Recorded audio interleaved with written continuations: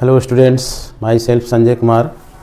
Today we are going to discuss the important topic of this chapter mutation. Mutation का मतलब होता है उत्परिवर्तन, हिंदी में करते हैं उत्परिवर्तन मीन्स डीएनए में अचानक परिवर्तन हो जाना और अचानक परिवर्तन होने से उस डीएनए का जीनोटाइप और फिनोटाइप दोनों बदल जाता है। इसको हम लोग ऐसे डिफाइन कर सकते हैं कि mutation is a phenomenon which results in alternation of DNA sequences and consequently results in changes in the genotype and the phenotype of N organisms. ये जो म्यूटेशन होता है डीएनए में बदलाव कर देता है। अब इसके कौन कौन से फैक्टर्स हैं ये सभी हम लोग देखेंगे। यह म्यूटेशन कब होता है, प्लांट्स में, एनिमल्स में, जितने तरह के ऑर्गेनिजम्स होते हैं उसमें ये म्यूटेशन प्रोसेस होता है। तो यहाँ पर जो म्यूटेशन में जो देख रहे हैं कि ये डीएनए में चेंज हो जा रहा है। कैसे चेंज हो जा रहा है? तो ultraviolet radiations causes alternation in the base sequences of DNA का देखिए बेस सीक्वेंस को बिफोर एंड आफ्टर में दिखाया गया है कि किस तरह से डीएनए पर अल्ट्रावायलेट रे आती है और वो जो डीएनए का सीक्वेंस होता है मतलब एडेनिन थाइमिन के साथ बेस पेयर रहता है, ग्वानिन साइटोसिन के साथ रहता है, तो उसके बेस सीक्वेंस को वो चेंज कर देता है, अल्टर कर देता है। इसी को म्यूटेशन कहा जाता है। अब कहता है कि म्यूटेशन का सिग्निफिकेंस क्या है, क्यों ये म्यूटेशन होता है? तो कोई भी लिविंग ऑर्गेनिजम्स है उसमें जो वेरिएशंस होते हैं, जेनेटिक वेरिएशन, जब तक वेरिएशन यानी विभिन्नताएं नहीं होंगी तब तक नए नए प्रकार के स्पीसीज नहीं बनेंगे। तो mutation leads to variation in DNA addition to recombination. Genetic variation करने के लिए हम पहले पढ़ चुके हैं रिकॉम्बिनेशन के बारे में कि किस तरह से मियोसिस के समय होमोलोगस क्रोमोसोम का नॉन सिस्टर क्रोमैटिड्स अपने अपने कुछ सेगमेंट्स का, कुछ जीन का एक्सचेंज कर लेते हैं, जिसके रिजल्ट में नॉन पेरेंटल कॉम्बिनेशन वाले गैमेट्स बनते हैं। नॉन पेरेंटल लिंकेज से बनता है पेरेंटल कॉम्बिनेशन वाले क्रोमोसोम्स और रिकॉम्बिनेशन से बनता है नॉन पेरेंटल, मतलब वह जो गैमेट्स बनेंगे उसमें मदर और फादर दोनों का कैरेक्टर रहेगा, तो जिसके कारण क्या हो जाएगा, वेरिएशन हो जाएगा। तो म्यूटेशन भी एक फैक्टर है वेरिएशन का और रिकॉम्बिनेशन भी एक फैक्टर है वेरिएशन का। अगर रिकॉम्बिनेशन और म्यूटेशन किसी भी ऑर्गेनिज्म में नहीं होता है तो उसमें वेरिएशन नहीं होगा और वेरिएशन नहीं होगा तो इवोल्यूशन नहीं होगा, न्यू स्पीसीज का फॉर्मेशन नहीं होगा। अगर मंकी में आज से लाखों वर्ष पहले म्यूटेशन या रिकॉम्बिनेशन नहीं हुआ होता तो आज हम लोग नहीं रहते, ह्यूमन स्पीसीज नहीं रहता। बैक्टीरिया, बहुत सारे बैक्टीरिया जो है वह बनते रहते हैं, क्यों? इसी म्यूटेशन के कारण, रिकॉम्बिनेशन के कारण। वायरस नया नया आ रहा है तो वो भी क्यों हो रहा है? वो म्यूटेशन के कारण। उस वायरस, जो पुराना वायरस है, उस वायरस में इस तरह से डीएनए चेंज हो गया है उसका कि वो नया वायरस में वो कन्वर्ट हो जा रहा है। तो जितने भी स्पीसीज हैं, चाहे वो वायरस है, बैक्टीरिया है, प्रोटिस्टा है, फंगाई है, प्लांट्स है, एनिमेलिया है, उसमें ये म्यूटेशन बहुत ज़रूरी होता है क्योंकि इसी से वेरिएशंस होते हैं और वेरिएशन से इवोल्यूशन होता है। तो ये म्यूटेशन का ये सिग्निफिकेशन। अब है हिस्ट्री इसका, किसने म्यूटेशन टर्म दिया या किसने उस पर एक्सपेरिमेंट किया, देखा। तो सबसे पहले the term mutation is coined by Hugo de Vries. Hugo de Vries in 1901 इन्होंने म्यूटेशन टर्म दिया। अब कैसे दिया? तो इनका जो एक्सपेरिमेंटल प्लांट था म्यूटेशन, ये ह्यूगो डेब्रिज का एक्सपेरिमेंटल प्लांट था इवनिंग प्राइमरोज। इवनिंग प्राइमरोज के डिफरेंट वैरायटीज पाए जाते हैं। इनोथेरा लैमार्कियाना इसका बॉटनिकल नेम है। तो इवनिंग प्राइमरोज में उन्होंने देखा कि पिंक कलर के इवनिंग प्राइमरोज में, वाइट कलर के भी इवनिंग प्राइमरोज उसमें डेवलप हो जाते थे।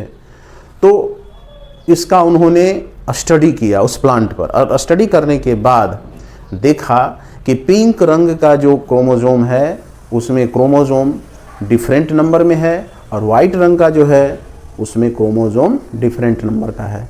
तो क्रोमोसोम में जब डिफरेंसेज आ गया तो वो एक नया स्पीसीज बन गया। तो यह किसने दिया? ह्यूगो डेब्रिज ने। इसके बहुत सारे वैरायटी हैं, लेकिन real study of mutation began with Morgan. Morgan ने वास्तविक रूप से रियल स्टडी किया म्यूटेशन का। इनका एक्सपेरिमेंटल ऑर्गेनिज्म कौन है मॉर्गन का? तो लिंकेज में हम लोग देख चुके हैं उसका, और रिकॉम्बिनेशन में ड्रोसोफिला मिलानोगेस्टर, फ्रूट फ्लाई, फल मक्खी कहा जाता है उसको। तो मॉर्गन ने फल मक्खी पर, ड्रोसोफिला पर एक्सपेरिमेंट किया, फ्रूट फ्लाई पर किया, रियल स्टडी ऑफ म्यूटेशन किया। तो ये सब जो है यहाँ पर म्यूटेशन का हिस्ट्री हो गया कि ह्यूगो डेब्रिज ने उसका टर्म दिया, और उनका एक्सपेरिमेंटल प्लांट था आपको इवनिंग प्राइमरोज, लेकिन real study of mutation began with Morgan on Drosophila. Now factors responsible for mutation, मतलब म्यूटेशन के लिए कौन कौन सा फैक्टर रेस्पॉन्सिबल होता है, किन कारणों से ये हो सकता है। तो the factors, those factors causes mutation in organisms called mutagens। म्यूटा का मतलब म्यूटेशन से हो गया, और जेन्स का मतलब हो गया origin. In those factor which those factors causes mutation in organisms called mutagens। यहाँ पर देखिए टर्म दिया गया है म्यूटाजेंस। तो म्यूटेशन उत्पन्न करने वाले कारक को म्यूटाजेंस कहा जाता है।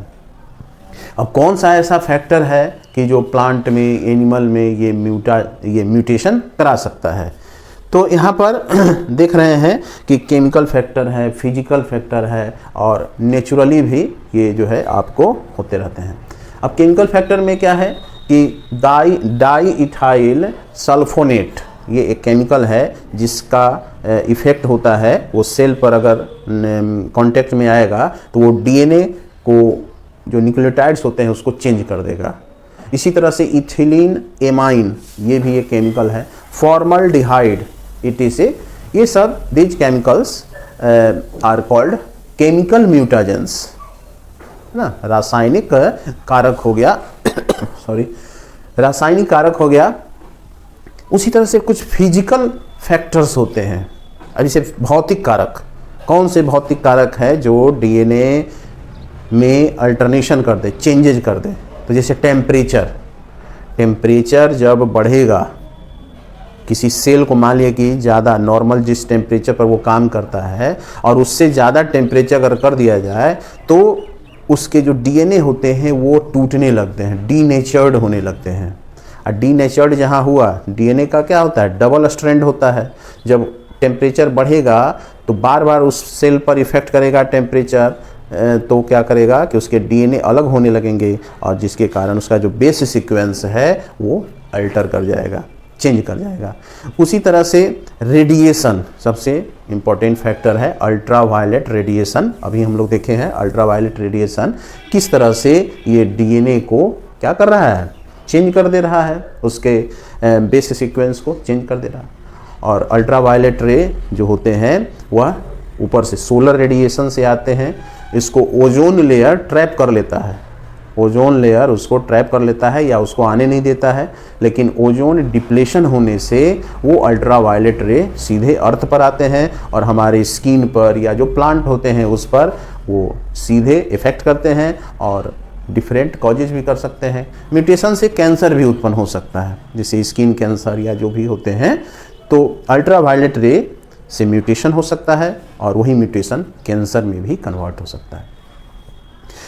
तो ये हो गया क्या, फिजिकल फैक्टर्स। उसके बाद नेचुरल फैक्टर्स। नेचुरली क्या होता है कि जब ये यहाँ पर देख रहे हैं टाइम ऑफ म्यूटेशन, टाइम माने म्यूटेशन कब होता है हमारे बॉडी में या प्लांट के बॉडी में कब होता है, तो कुछ प्रोसेस है इसमें। जैसे टाइम है इसका क्या, म्यूटेशन कॉजेज वेरिएशन जो है ड्यूरिंग मियोसिस। अब मियोसिस जब होता है तो हम लोग जानते हैं कि क्रोमोसोम्स की संख्या गैमेट्स में आधी हो जाती है। जैसे 46 है तो 46 हो गया तो वो डिवाइड करके कितना आ जाएगा, 23 चला जाएगा स्पर्म और ओवम में। लेकिन मियोसिस के समय, एनाफेज के समय, जो होमोलोगस क्रोमोसोम को अलग हो जाना चाहिए वो अलग नहीं हो पाता है, नॉन डिसजंक्शन हो जाता है, जिसके कारण जब मियोसिस पूरा हो जाता है तो किसी गैमेट में 24 क्रोमोसोम हो जाएगा, यानी नंबर ऑफ क्रोमोसोम बढ़ गया, और दूसरा जो हो गया उसी से जो अलग हुआ है उसमें 22 क्रोमोसोम हो जाएगा। तो ये क्या हो गया, एक तरह से म्यूटेशन हो गया, change in the number of chromosome हो गया। तो इस तरह से मियोसिस के समय होता है। मियोसिस 11th क्लास में पढ़े होंगे कि जिसमें क्रोमोसोम क्या होते हैं, number of chromosome half to the parent cell. लेकिन कभी कभी एनाफेज फर्स्ट में ही वो होमोलोगस क्रोमोसोम अलग नहीं हो पाते हैं, दूसरे नहीं अलग हो पाते हैं, जिसके कारण किसी गैमेट में उसकी संख्या ज़्यादा हो जाती है और उसी से जो अलग हुआ गैमेट है उसमें उसकी संख्या कम हो जाती है। इससे डिजीज भी उत्पन्न होता है, सिंड्रोम। ये सिंड्रोम आगे पढ़ना है, उसमें हम लोग देखेंगे जेनेटिक डिसऑर्डर में। तो म्यूटेशन के कारण जेनेटिक डिसऑर्डर्स भी होते हैं। रेप्लिकेशन ऑफ डीएनए, डीएनए जब रेप्लिकेट करता है, डीएनए अपनी संख्या को जब डबल करता है, उसी समय जब डीएनए का कॉपी बनता है, डुप्लीकेट बनता है, तो उसी समय उसके बेस सीक्वेंस में कुछ एरर आ जाते हैं।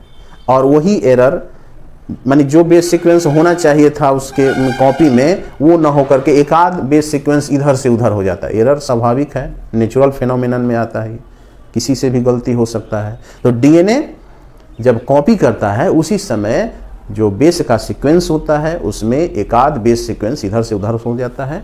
तो रिप्लिकेशन ऑफ डीएनए के समय होता है। और ट्रांसक्रिप्शन के समय, ट्रांसक्रिप्शन में क्या होता है कि डीएनए से जब आरएनए बनते हैं और वही आरएनए जो प्रोटीन बनाएंगे, एंजाइम बनाएंगे, उसी समय वो बेस सीक्वेंस नहीं उनको मिल पाता है जो मिलना चाहिए। डीएनए से जो मिलना चाहिए आरएनए को, मैसेंजर आरएनए को सूचना, वो नहीं मिल पाता है, जिसके कारण वो म्यूटेंट हो जाते हैं, मॉडिफाइड हो जाते हैं। पिछले में उसमें देखे थे कॉन्सेप्ट ऑफ डोमिनेंस में कि कोई भी कैरेक्टर डोमिनेंस क्यों होता है और रिसेसिव क्यों होता है। तो रिसेसिव इसीलिए हो गया कि जो डीएनए का जो कोड मैसेंजर आरएनए में आना चाहिए था वो नहीं आ पाया, जिसके कारण वो एमआरएनए मॉडिफाइड हो गया और वही मॉडिफाइड अलग टाइप के जीन उसमें हो गए और वही जीन एक अलग टाइप के कैरेक्टर या प्रोटीन या एंजाइम बना दिए, या नहीं बना पाए, कोडे नहीं मिला उनको तो एंजाइम नहीं बना पाए, जिसके कारण क्या होता है, म्यूटेशन हो जाएगा। तो डिफरेंट टाइप के जो डिजीज होते हैं जैसे sickle cell anaemia, phenylketonuria, ये सब जो है जीन में डिफेक्ट होने के कारण, जिसको हम लोग आगे देखेंगे अगले वीडियो में, जेनेटिक डिसऑर्डर में देखेंगे। तो यहाँ तो देख लिए म्यूटेशन का ये सब। अब हम लोग देखेंगे कि म्यूटेशन कितने प्रकार के होते हैं विथ एग्जाम्पल्स।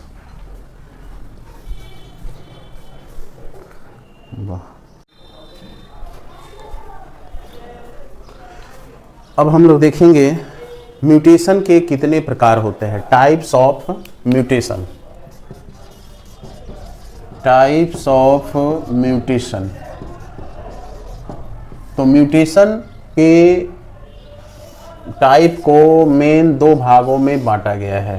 फर्स्ट टाइप होता है जिसको कहते हैं क्रोमोसोमल म्यूटेशन। Chromosomal mutation. और इस क्रोमोसोमल में भी आपको क्या हो गया कि दो तरीके का हो गया क्रोमोसोमल म्यूटेशन में। एक हो गया जीनोमिक और दूसरा हो गया एविरेशन। इसमें भी आपको हो गया जीनोमिक और सेकेंड हो गया एविरेशन।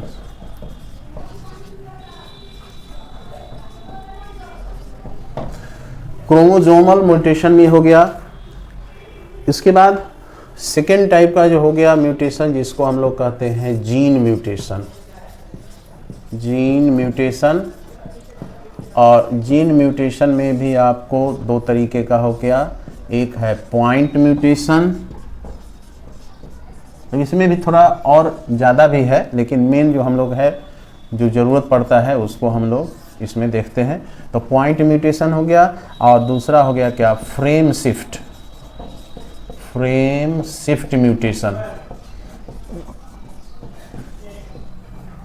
तो दो तरीके का म्यूटेशन यहाँ पर देखने को मिलता है, क्रोमोसोमल और जीन म्यूटेशन। देखिए, क्रोमोसोमल म्यूटेशन का मतलब हो गया कि क्रोमोसोम्स, पहले हम लोग देखते हैं कि क्रोमोसोम क्या होता है।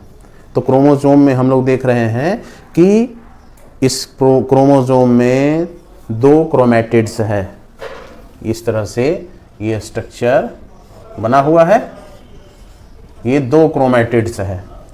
तो इस क्रोमोसोम में अगर परिवर्तन हो जाए तो उसी को हम लोग कहते हैं क्रोमोसोमल। अब ये जो क्रोमोसोम होते हैं जीनोमिक ढंग से, का मतलब कि change in number of chromosome.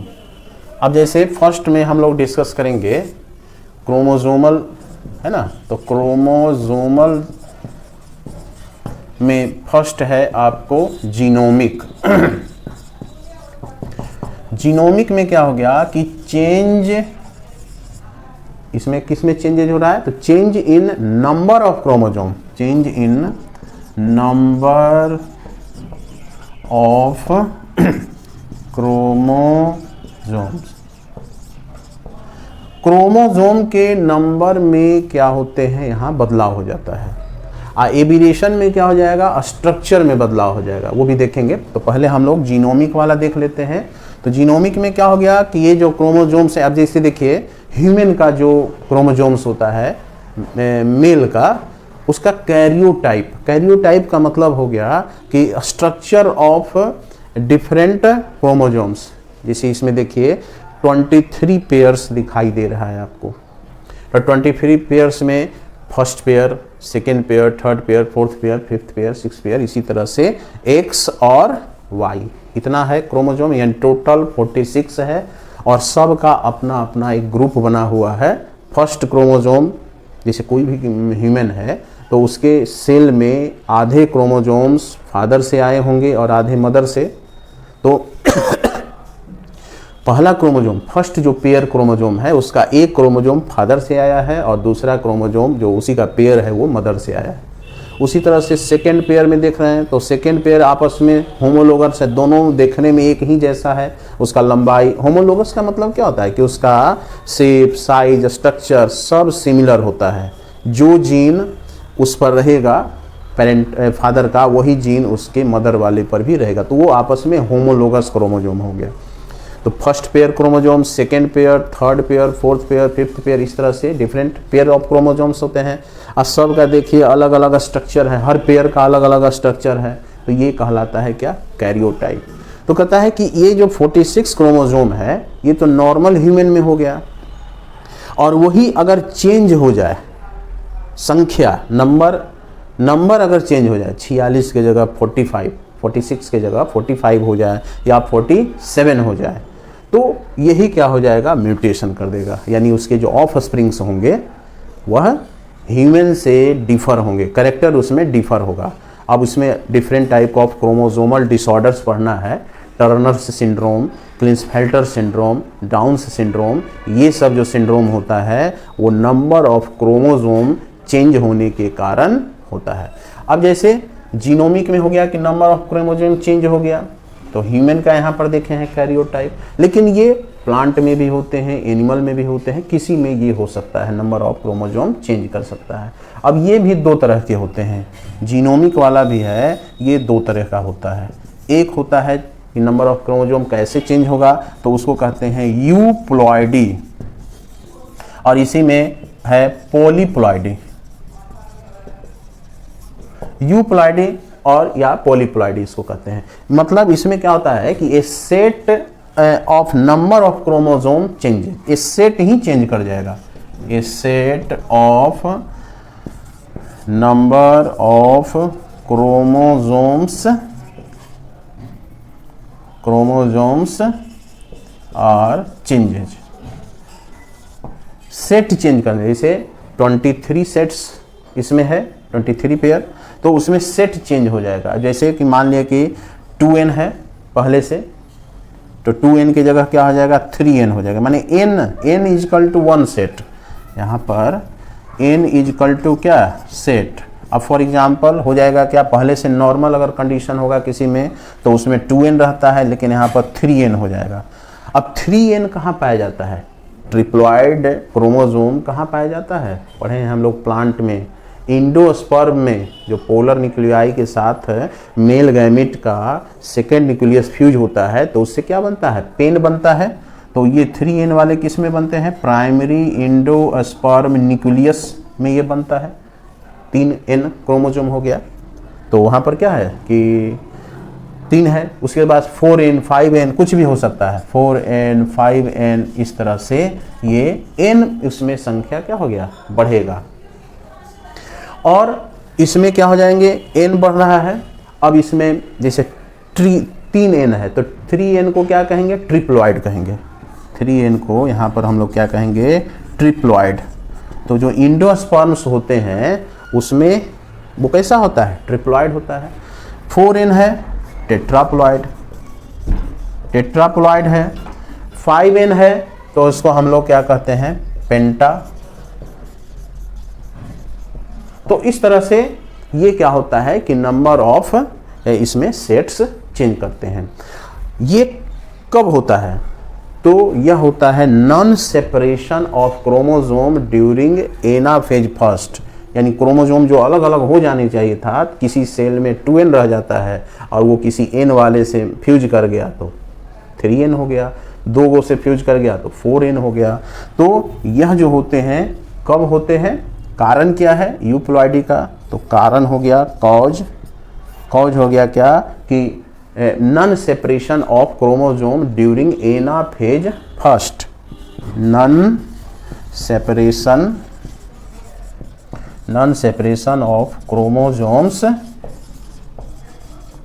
During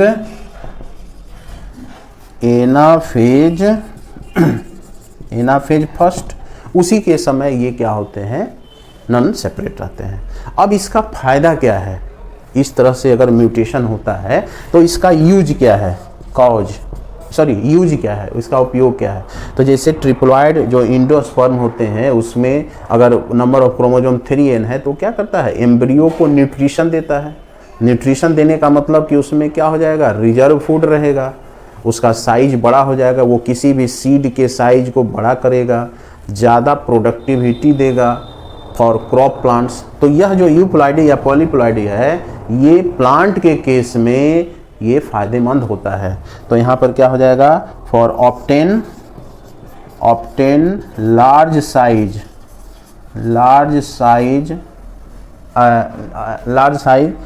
of seeds, higher yield, ज़्यादा इससे उत्पादन होगा। जब सीड बड़ा होगा, नंबर ऑफ क्रोमोसोम उसमें बढ़ जाएगा तो ऑटोमेटिकली ज़्यादा प्रोडक्शन होगा। न्यूट्रिशन प्रोवाइड करेगा, न्यूट्रिशन, तो ये न्यूट्रिशन प्रोवाइड करेंगे।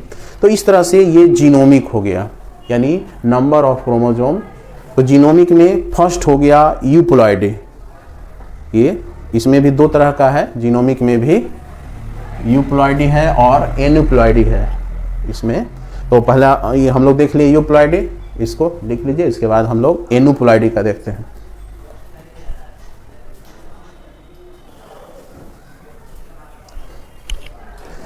अब हम लोग देखते हैं जो दूसरे तरह का होता है वो है, जिसको कहते हैं एनुप्लॉइडी।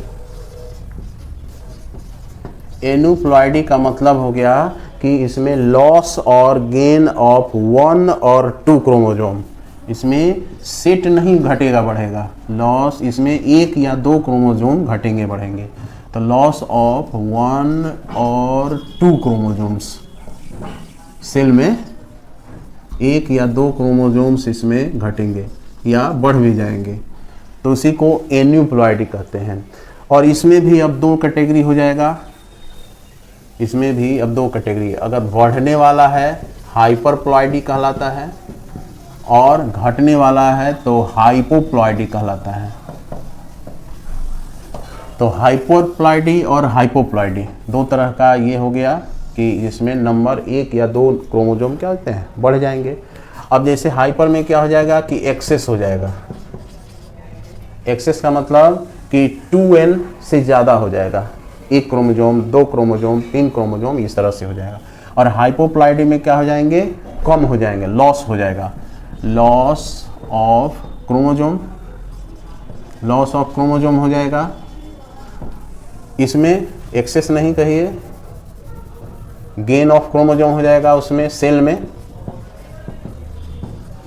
गेन ऑफ क्रोमोसोम हो जाएगा। अब जैसे इसमें आपको टाइप इसमें भी देखते हैं कि जैसे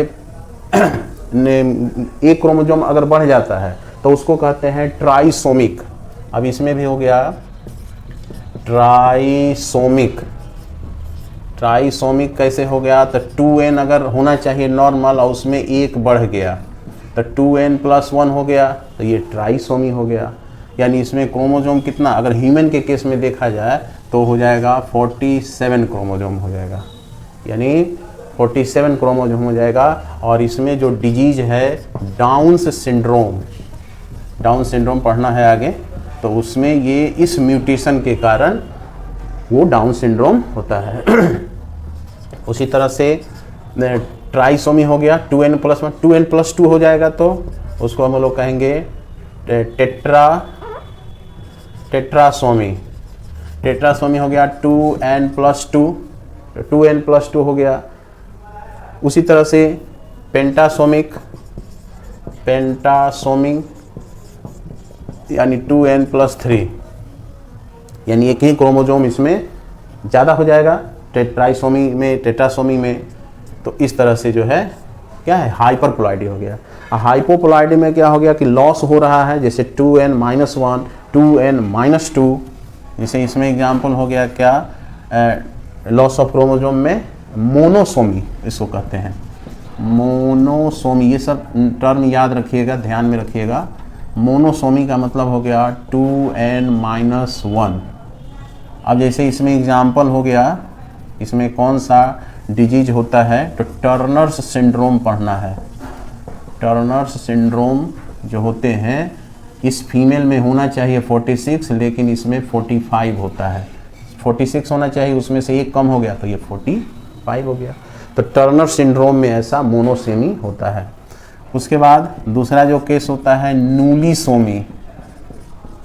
नूलीसोमी जो हो गया, इसमें 2n-2, इसमें 2n-2, लेकिन ये क्या हो जाएंगे, नॉट सर्वाइव, ये जिंदा नहीं रहेंगे, क्योंकि इसमें एक सेट किसी एक क्रोमोसोम का जो पेयर होता है वही नहीं रहता है। जैसे इसमें कितना क्रोमोसोम हो जाएगा, 44 हो जाएगा, तो 44 वाला एक क्रोमोसोम रहेगा, अगर X वाला तो चलेगा, लेकिन 2 गायब हो गया तो कौन सा सेक्स बनाएगा, कोई सेक्स नहीं बनाएगा मान लिया। तो ये हो गया आपको क्या, एन्यूप्लॉइडी का इसको कहते हैं। तो ये हमारा हो गया एन्यूप्लॉइडी का। अब इसके बाद हम लोग देखते हैं एबिरेशन का। एबिरेशन हम लोग देखे हैं, ये तो जीनोमिक हो गया। एबिरेशन में होता क्या है कि उसमें स्ट्रक्चर चेंज हो जाएगा, चेंज इन द स्ट्रक्चर। तो इसको देख लेते हैं।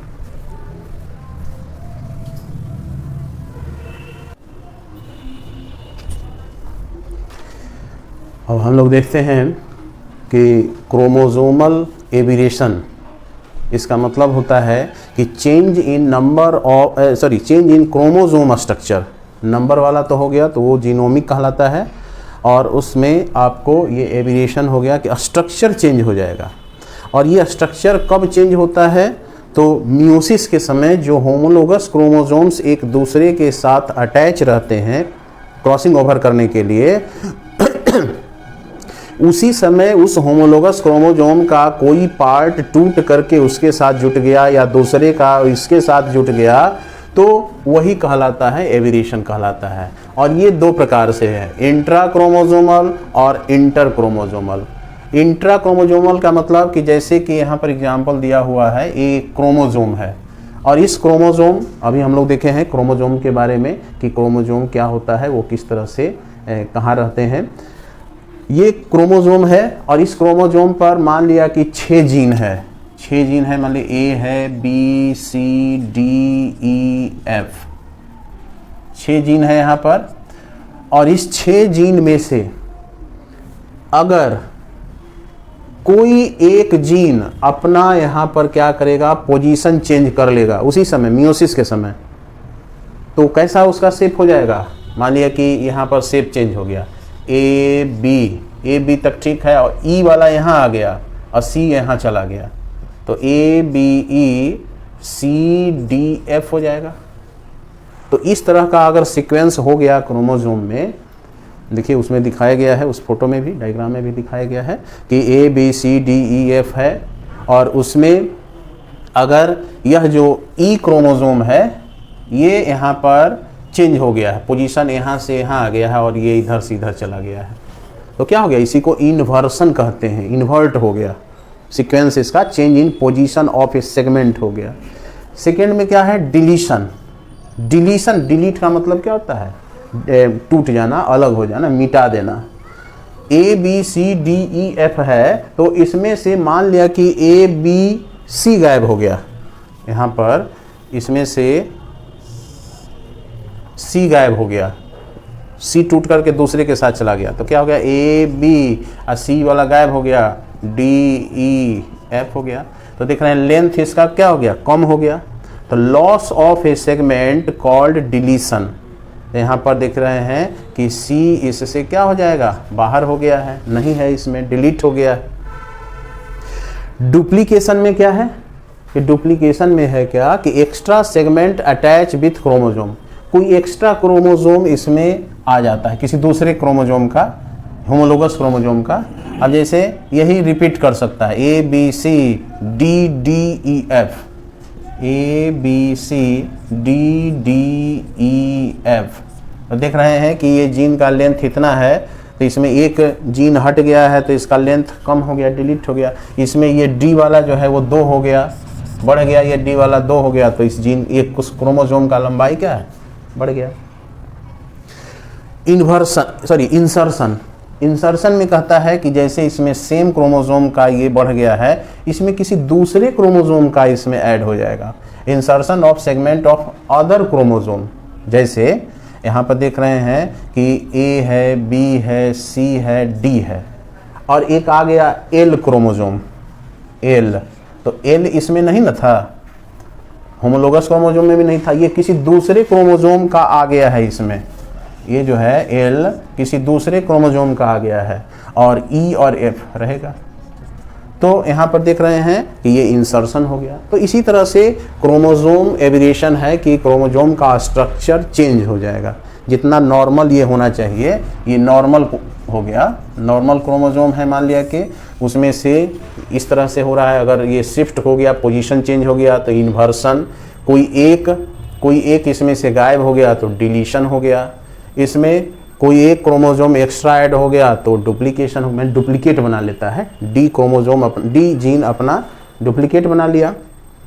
इंसर्शन में हो गया कि इस क्रोमोसोम में किसी दूसरे होमोलोगस का इसमें जीन आ जाएगा। इंटर क्रोमोसोमल में क्या होता है, इंटर माने 2 अलग अलग क्रोमोसोम के बीच में एक्सचेंज होता है।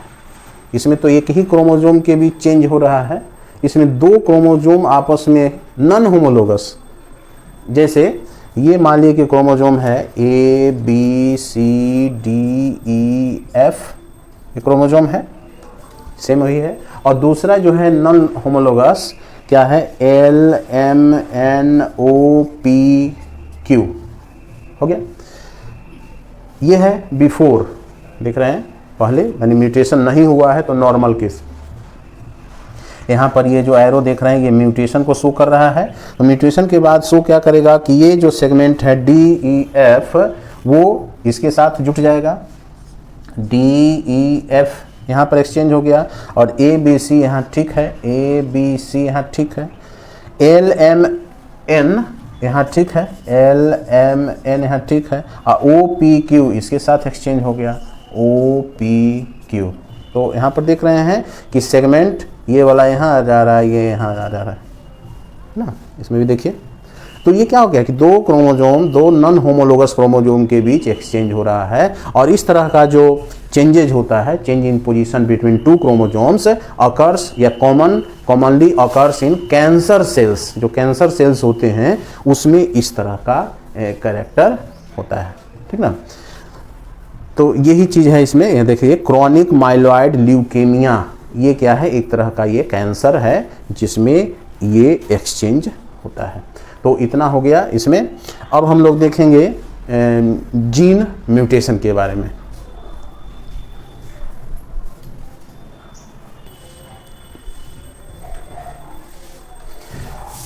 अब हम लोग देखते हैं कि जीन म्यूटेशन के बारे में। अभी तक हम लोगों ने देखा क्रोमोजोमल म्यूटेशन, मतलब क्रोमोजोम्स का जो नंबर और स्ट्रक्चर चेंज होने से जो जीनोटाइप और फिनोटाइप इफेक्ट होता है उसको क्रोमोजोमल म्यूटेशन कहते हैं। ये है जीन में, हालांकि क्रोमोजोम बना होता है जीन से ही। पहले हम लोग देखते हैं कि ये जीन या जो DNA होता है वो कहाँ पाया जाता है। तो जैसे सेल है, तो सेल के अंदर देख रहे हैं क्रोमोजोम्स है। क्रोमोजोम्स को जब आप खोला जाएगा या जो बना होता है तो देखिए उसमें बहुत सारा क्वाइल्ड स्ट्रक्चर दिख रहा है, जिसको हम लोग क्या कहते हैं, DNA कहते हैं। और उसी DNA में देखिएगा कि इधर बेस पेयर दिया हुआ है, अलग अलग कलर का दिया हुआ है, जैसे एडेनिन, थाइमिन, ग्वानिन, साइटोसिन, ये सब जो है वो बेस पेयर है जो कि DNA में पाए जाते हैं। तो ये तो नॉर्मल बता रहे हैं कि जीन आखिर पाया कहाँ जाता है। तो सेल के अंदर न्यूक्लियस है, न्यूक्लियस के अंदर क्रोमोजोम है, और क्रोमोजोम को जब अनक्वाइल्ड किया गया, खोला गया, तो वो लंबा थ्रेड लाइक स्ट्रक्चर हुआ, और वो थ्रेड भी क्या होता है, डबल स्ट्रैंडेड होता है, मतलब दो स्ट्रैंड से बना हुआ, और आपस में वो क्वाइल्ड होते हैं, स्पायरली क्वाइल्ड होते हैं, डबल हेलिक्स होते हैं। तो उसमें डबल हेलिक्स होते हैं और उसमें बेस पेयर पाया जाता है।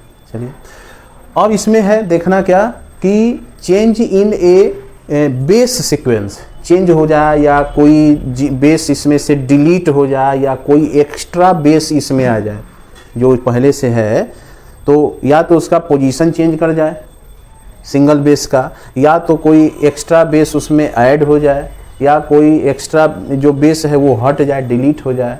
तो इसके कारण क्या होते हैं कि वह एक नए तरह का RNA बना लेगा या DNA बना लेगा।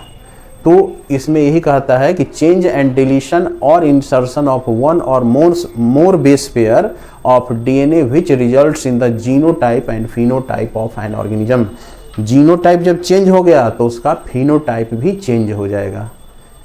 और ये कब होता है, टाइम ऑफ जीन म्यूटेशन कब होता है, तो एक बताए हैं कि जीन म्यूटेशन जो होता है रिप्लिकेशन के समय होता है, यानी DNA जब कॉपी बनाता है डबल, तो उस समय ये होता है। और दूसरा ट्रांसक्रिप्शन के समय, माने DNA से जब मैसेंजर RNA बनते हैं तो जो कोड मिलना चाहिए mRNA को, उसमें से एक आध बेस इधर से उधर हो जाता है सीक्वेंस उसका, या कोई एक भी बेस उसमें एक्स्ट्रा ऐड हो जाता है गलती से, या उसमें से एक बेस गलती से रिमूव हो जाता है, जिसके कारण उसका परिणाम जो है वो भुगतना पड़ता है उस सेल को, या जो ऑफ स्प्रिंग उससे बनेंगे उसको, यानी जो मिलना चाहिए कोड वो नहीं मिला, और जिसके कारण क्या हो जाएगा कि या तो वो एंजाइम बनेगा या नहीं बनेगा। अब देखिए ये दो तरह का होता है। पहला है पॉइंट म्यूटेशन। पॉइंट म्यूटेशन देखिए, पॉइंट म्यूटेशन का दिखाया गया है कि पॉइंट म्यूटेशन में होता क्या है कि किसी खास पॉइंट पर जो सिंगल बेस पेयर का जो क्रोमोजोम DNA में है वो चेंज हो जा रहा है। जैसे उसमें देखिए उस DNA में वो क्या हो रहे हैं कि जो कोड है और नीचे वाले में, तो वहाँ से एक किसी खास पॉइंट पर जो सीक्वेंस है वो कोड का, वो यहाँ पर क्या हो रहा है, चेंज हो जा रहा है। उसी को पॉइंट म्यूटेशन, जीन चेंज हो रहा है लेकिन किसी खास पॉइंट पर हो रहा है, इसीलिए इसको पॉइंट म्यूटेशन कहा गया है। और इसका सबसे बेस्ट एग्जाम्पल है सिकल सेल एनीमिया का। सिकल सेल एनीमिया जो कि जो आरबीसी होते हैं उसका शेप कैसा होता है, सिकल हो जाता है। क्यों ऐसा होता है? तो उसके जो क्रोमोजोम्स होते हैं उसके 6th पोजीशन पर, जैसे कि ये क्रोमोजोम है और यहाँ पर उसके जो बीटा ग्लोबुलिन जो ये होते हैं, बीटा ग्लोबुलिन जो उसके चेन होते हैं हीमोग्लोबिन का, बीटा ग्लोबिन चेंज, उसके 6th पोजीशन पर यहाँ पर एक कोड होता है जिसको CAG कहते हैं। तो CAG यहाँ पर 6th पोजीशन पर है। यही A वाला जो देख रहे हैं एडेनिन, ये चेंज हो जाता है और इसके स्थान पर यहाँ पर A के स्थान पर यहाँ पर T आ जाता है, T हो गया। तो A is replaced by T, यहाँ म्यूटेशन हो रहा है, यहाँ पर म्यूटेशन हो रहा है। तो इधर दूसरा कोड है, तो अलग अलग एमिनो एसिड का कोड करता है। तो यह जो CAG है, तो इसमें हम लोग देख रहे हैं कि जो ये बीटा ग्लोबुलिन चेन है हीमोग्लोबिन का, उसके 6th पोजीशन पर एडेनिन नामक बेस है, जो ये 3 कोड CAG के साथ मिलकर ग्लूटामीन नामक एमिनो एसिड को ये फॉर्मेशन करता है या उसको कोड करता है, कोडिंग करेगा, उसी को वो पहचानेगा प्रोटीन बनाने के लिए। लेकिन गलती से इसमें A हट गया है और म्यूटेशन के कारण A के जगह पर यहाँ पर T आ गया है और T के कारण क्या हुआ है कि यहाँ पर CTG हो गया और ये जो कोड होगा अब ये वैलिन नामक एमिनो एसिड का कोड करेगा। तो बनना चाहिए था ग्लूटामीन, अब बन गया वैलिन। तो यह ग्लूटामीन जिस क्वालिटी का हीमोग्लोबिन बना था उस क्वालिटी का हीमोग्लोबिन नहीं बना, वो बन गया वैलिन वाला, और जिसमें वो पावर नहीं है कि वो ऑक्सीजन के जो कंजम्पशन पावर है या जो एब्जॉर्बिंग पावर है वो नहीं कर पाता है, जिसके कारण ये जो आरबीसी का जो शेप होता है वो हंसुआ की तरह होता है, मुड़ जाता है। होना चाहिए डिस्क टाइप का पूरा गोल चपटा, लेकिन ये कैसा हो जाता है। तो ये बेस्ट एग्जांपल है पॉइंट म्यूटेशन का, सिकल सेल एनीमिया, जिसको ऑब्जेक्टिव क्वेश्चन में भी पूछे जाते हैं। तो यहाँ पर ये अलग से भी पढ़ना है सिकल सेल एनीमिया, जब हम लोग जेनेटिक डिसऑर्डर पढ़ेंगे उसमें हम लोग देखेंगे अलग से इसको और बेहतर ढंग से। फ्रेम शिफ्ट में क्या हो रहा है कि इसमें deletions and insertions of base pairs of DNA, जो बेस पेयर्स है उसमें एक कोई कोड डिलीट हो जाएगा या ऐड हो जाएगा। इसमें तो क्या हो गया, रिप्लेस ना हुआ है, ए के जगह पर टी आ गया है। लेकिन इसमें हम लोग देखेंगे कि मान लिया कि ये एक जीन है, डीएनए है, और जैसे फ्रेम शिफ्ट में आप ये देखिए दूसरा एग्जांपल है वहाँ पर, उसमें क्या है कि एक कोड है TAC, सेकेंड कोड है CAT, थर्ड कोड है TAG, ये फोर्थ है ATT। ये सब अलग अलग टाइप के एमिनो एसिड का कोडिंग करता है। अब इसमें क्या है कि जब ये चल रहा है, ट्रांसक्रिप्शन हो रहा है, उसी समय क्या होगा कि ये जैसे TAC तक तो ठीक है, उसके बाद इसका CAT, तो C हो गया और इसमें से एक एक्स्ट्रा कोड आ गया, C आ गया, यानी इंसर्शन ऑफ C हो गया, इंसर्शन ऑफ C का मतलब होता है साइटोसिन, एक कोड है, क्षार है, बेस है, वो C आ गया, जिसके कारण क्या हो गया कि अब CCA हो जाएगा कोड इसका, और T यहाँ से रिप्लेस होकर के अब TTA हो जाएगा, ये अलग कोड हो गया, TTA हो जाएगा, अब फिर ये GAT हो जाएगा, उधर से एक ले लिया। ये हमेशा जब भी बनेगा तो 3 कोड का, 3 बेस का एक कोड बनेगा, अंत में ये रह गया। अब ये आगे अगर किसी दूसरे का होगा तो उसका ले लेगा। तो यहाँ पर क्या हो गया कि इंसर्शन ऑफ C होने के कारण जो ये एमिनो एसिड का कोडिंग करता वो अब नहीं कर पाएगा, अब ये दूसरा कोडिंग चलना शुरू हो जाएगा, और जिसके कारण उसके ऑफ स्प्रिंग्स में या उसी में क्या हो जाएंगे, एक डिफिशियंसी, एक बीमारी उत्पन्न हो जाएगी। इसमें देखिए क्या हो रहा है कि इसमें डिलीट हो जाएगा। क्या डिलीट हो जाएगा, तो जैसे कि यहाँ पर TAC तो ठीक है, TAC ठीक है, उसके बाद T इसमें डिलीट हो गया, T इसमें से क्या हो गया, डिलीट हो गया, जो CAT था उसमें का T डिलीट हो गया और दूसरे का T आ गया यहाँ पर, ठीक, दूसरे का T आ गया, तो यहाँ तक तो ठीक चल रहा है, CAT है।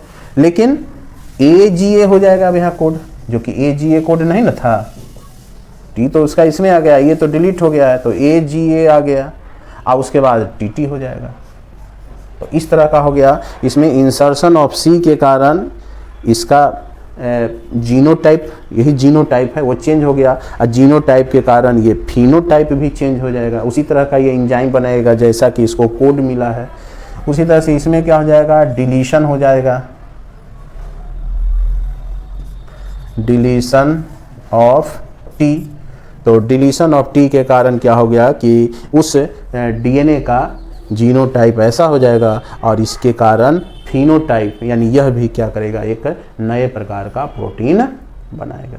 तो इस तरह से हमारा ये क्या है, जीन म्यूटेशन है, मतलब जीन में होने वाले परिवर्तन। जीन का जो बेस पेयर होता है एडेनिन, ग्वानिन, थाइमिन, साइटोसिन, इसी में परिवर्तन हो जाए, चेंज हो जाए, या उसमें ऐड हो जाए, इंसर्शन हो जाए, या उससे एक बेस पेयर डिलीट हो जाए, उसी को हम लोग पॉइंट यानी किसी खास पॉइंट पर हो रहा है तो वह पॉइंट म्यूटेशन। और फ्रेम यानी इसका ढांचा ही चेंज हो गया, फ्रेम ही चेंज हो गया, शिफ्ट कर गया। मेन ये है इसका फ्रेम, लेकिन इसमें ढांचा इसका क्या हो गया, चेंज हो गया। तो इस तरह से आज हम लोगों ने म्यूटेशन पढ़ा। आज इतना ही, रहने दीजिए।